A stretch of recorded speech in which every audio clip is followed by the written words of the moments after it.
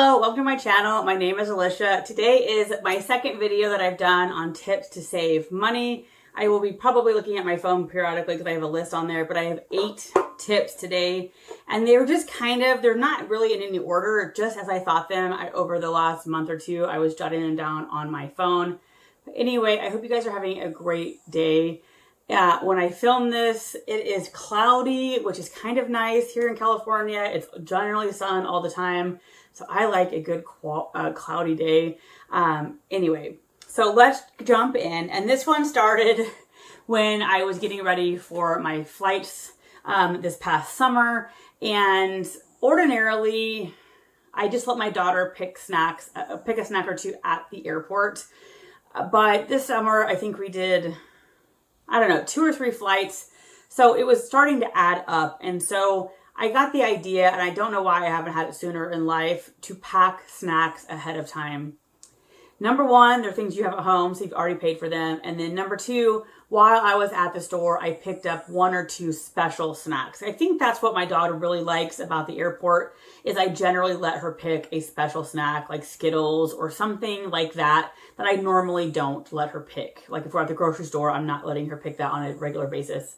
So I just picked up a couple special snacks at Walmart. They were like $1 or less each. And so it saved right there, was probably $8 in savings, because at least at our airports, it is crazy expensive. And so there you go. You could also do that for movie theaters or anywhere where you need to bring something. The dollar candy boxes at Walmart are awesome. Number 2, gift sets, especially around the holidays, but even now. So I don't know when I bought this, maybe back in June. I knew I was going to buy my favorite eye cream, the Algenist eye cream. And so I knew I was going to get this. This is $60, so it was a splurge. I think that's why it was in June. It was kind of like one of my birthday presents. But I just randomly got the idea at that point. Let's check out the website's gift sets.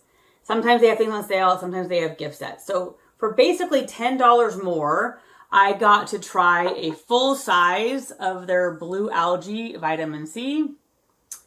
I got, I think, 2 foil packets, and then I got another, which I already had in one of my empties, a little, I would say deluxe sample size of like their niacinamide in like a dropper bottle, which lasted many uses.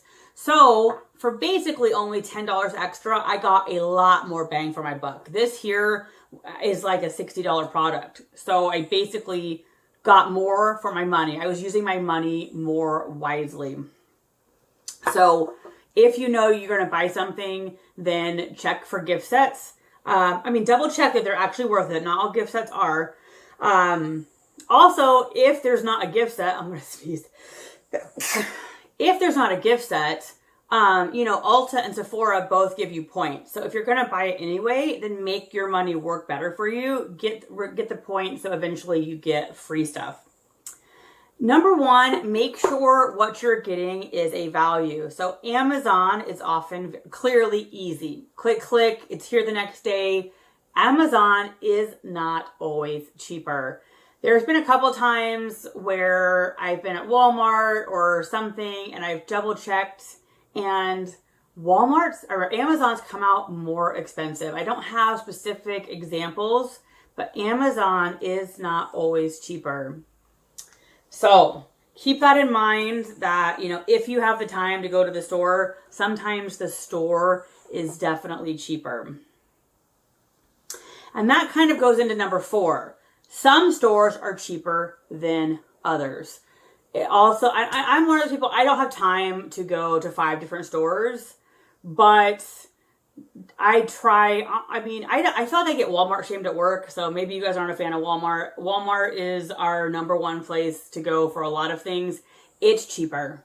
And they have more, general home stuff, like the nitty-gritty hardware section is a lot bigger. The cleaning section, I feel like, is a lot bigger. Target, I like for more aesthetic stuff. But like if I need to go to like the hardware section, for me, at least our Targets are not where it's at. So, there's like trade-offs. But Walmart is often cheaper. Grocery stores, again, you know, different grocery stores are cheaper. Again, I don't have time to go from store to store, but I know I save quite a bit by getting a lot of the stuff that I can get at Walmart. So stores make a difference. Can you do what you want for cheaper? Is there a cheaper way that will give you the same thing you want? So every now and then I get this hair in my bonnet. I don't know. Anyway, yeah. Whatever. Anyway, I get the bee in my bonnet. I get a bee in my bonnet to, I don't know, want to change something up in my house, generally decor related. And this summer, it was the pillows on my couch. I wish I had it before and after. When we bought the couch a year or two ago, it came with these tapestry style pillows that I hated the pattern. I knew I hated the pattern when I bought them. But the couch was a good deal at Costco, and so I knew we were getting the couch regardless of the pillows. And the pillows were basically throw pillows. They weren't like a requirement like for the couch to function. And so this summer, I spent a ridiculous amount of time going to mini stores looking for pillows already done. And number one, they were expensive. Like most of the ones, if I even found one I liked in my color, were like $25 or more per pillow. And that's cheap for pillows, and which is sad. But there just wasn't the color I wanted. And then a light bulb clicked. Why don't I look on Amazon? I don't know why I never clicked on this or thought of this before. But Amazon has like hundreds of like 12 by 12, 14, 16, 18 by 18, the square pillow, like just the pillowcase. So I could use the pillows from the couch and just repurpose them with new shams. So I knew I wanted a gray one. So this is what I got. And there's probably stuff all over it because we live on our couch. Anywho. But they were, I think, 2 for $12 or something. So instead of paying like $50 for new pillows and, you know, the case, I could reuse the old and just get the new case. And then this was the color I was having trouble finding at the store, is that a lot of my, like the wall hanging above has this color in it, which is kind of like a teal. And so this is another one I got on Amazon. I, again, saved $75 because it was like, I think one was 2 for $12 and one was 2 for $18.